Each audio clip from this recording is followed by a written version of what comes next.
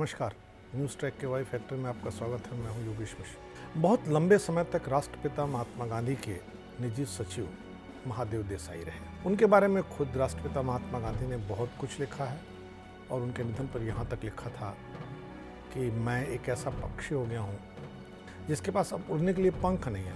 महादेव देसाई के नहीं रहने के बाद वेंकटरमन कल्याणम ने उनकी जगह ली। अभी बीते 4 मई को वेंकटरमन कल्याणम का भी निधन हो गया। उनके निधन के साथ ही गांधी की अंतिम इच्छा, जिसे गांधी जी की वसीयत के नाम से भी बहुत लोग जानते हैं और गांधी जी के हरिजन समाचार पत्र में वो छपा भी था, उसकी चर्चा जोरों से हो गई है। उसकी चर्चा चल निकली है। उस पर लोग अपने अपनी तरह की टिप्पणियां करने लगे हैं। ऐसे में गांधी जी की वसीयत क्या है और गांधी जी की वसीयत अगर लागू होती तो भारत की शक्ल क्या होती? यही नहीं, वो लागू नहीं हुई तो कौन लोग जिम्मेदार हैं? इस पर हम आज चर्चा करेंगे। 99 वर्ष की आयु में 4 मई 2021 को वेंकटरमन कल्याणम का निधन चेन्नई में हुआ। कल्याणम की मृत्यु के बाद गांधी जी से जुड़े कई सवाल हवा में उछलने लगे।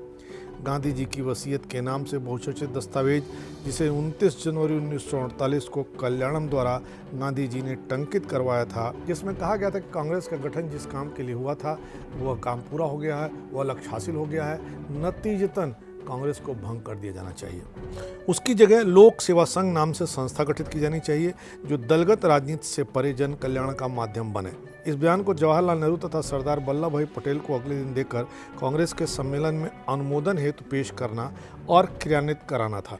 सचिव प्यारेलाल जी को दायित्व सौंपा गया था कि वे इस दस्तावेज को प्रसारित करेंगे। मगर हत्यारे नाथूराम गोडसे की गोली से न केवल गांधी जी की हत्या की गई बल्कि उनकी इस अंतिम इच्छा को दफन कर दिया गया, इसका प्रारूप नष्ट कर दिया गया। भ्रष्टाचार के उन्मूलन के लक्ष्य के लिए रचित बापू की कार्य योजना की भ्रूणावस्था में ही हत्या हो गई। नेहरू 1.5 दशक तक प्रधानमंत्री बने रहे। पटेल की असामयिक मृत्यु हो गई।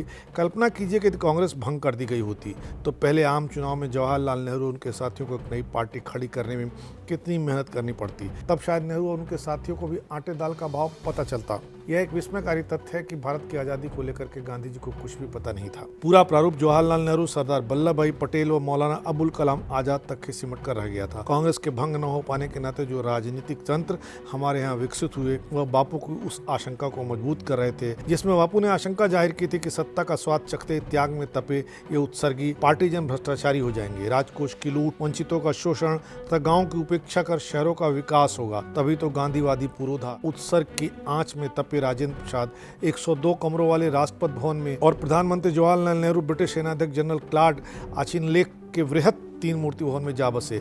स्वदेशी की मान्यताएं धूमिल हो गईं।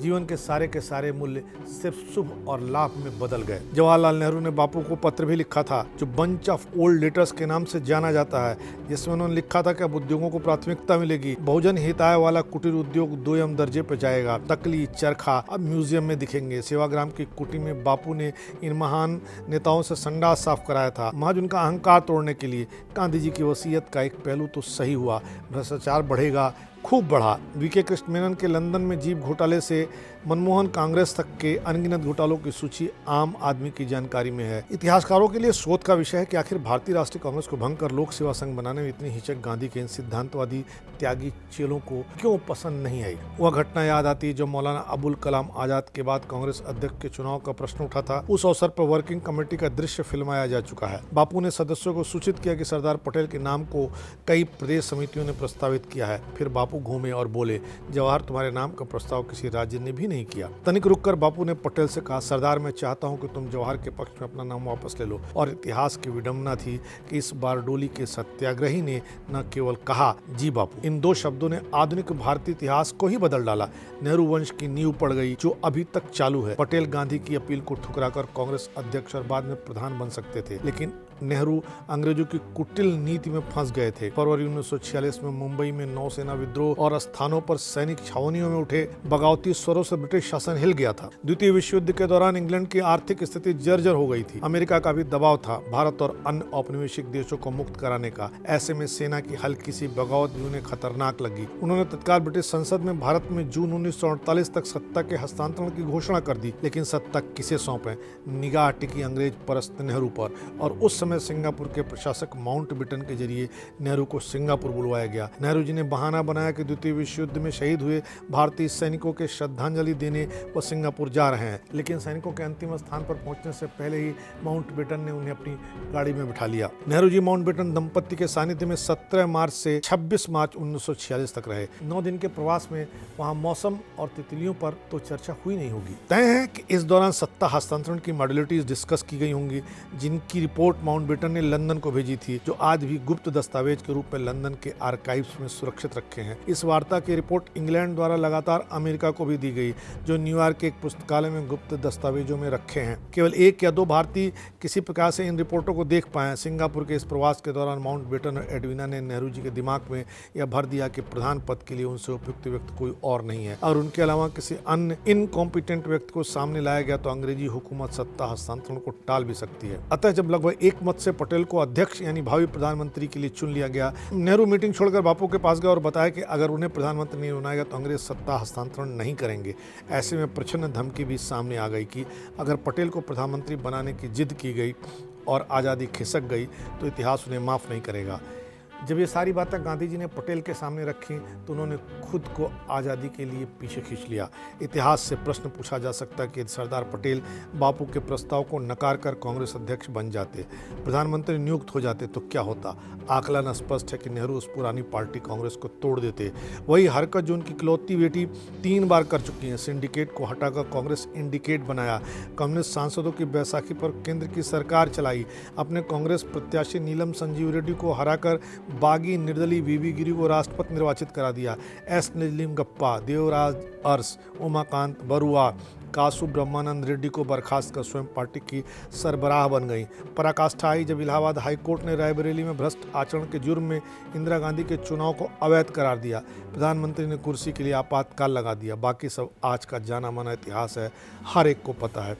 बापू की वसीयत 29 जनवरी 1948 की क्या है, इस पर थोड़ा चर्चा जरूरी हो जाता है। उसमें लिखा है, भारत को सामाजिक, नैतिक व आर्थिक आज़ादी हासिल करना अभी बाकी है। भारत में लोकतंत्र के लक्ष्य की ओर बढ़ते समय सैनिक पर सत्ता, लोक सत्ता के आधिपत्य के लिए संघर्ष होना अनिवार्य है। हमें कांग्रेस को राजनीतिक दलों और सांप्रदायिक संस्थाओं की अस्वस्थ स्पर्धा से दूर रखना है। ऐसे ही कारणों से अखिल भारतीय कांग्रेस कमेटी मौजूदा संस्था को भंग करने और नीचे लिखे नियमों के अनुसार लोक सेवक संघ के रूप में उसे विकसित करने का निश्चय करती है।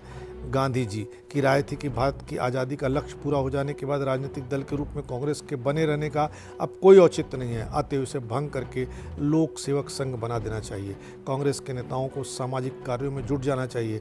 गांधी जी ने अपनी हत्या के 3 दिन पहले यानी 27 जनवरी 1948 को एक नोट में लिखा था कि अपने वर्तमान स्वरूप में कांग्रेस अपनी भूमिका पूरी कर चुकी है, अतएव इसे भंग करके एक लोक सेवक संघ में तब्दील कर देना चाहिए। यह नोट एक लेख के रूप में 2 फरवरी 1948 को महात्मा गांधी जी की अंतिम इच्छा और वसीयतनामा शीर्षक से हरिजन पत्रिका में प्रकाशित हुआ। गांधी जी की हत्या के 2 दिन बाद यह लेख उनके सहयोगियों द्वारा प्रकाशित कराया गया था। यह शीर्षक गांधी जी की हत्या से दुखी उनके सहयोगियों ने ही दिया था। इसी तरह से उन्होंने कांग्रेस का संविधान और स्वरूप दोनों बदल डालने का एक मसौदा 29 जनवरी की रात को तैयार किया था।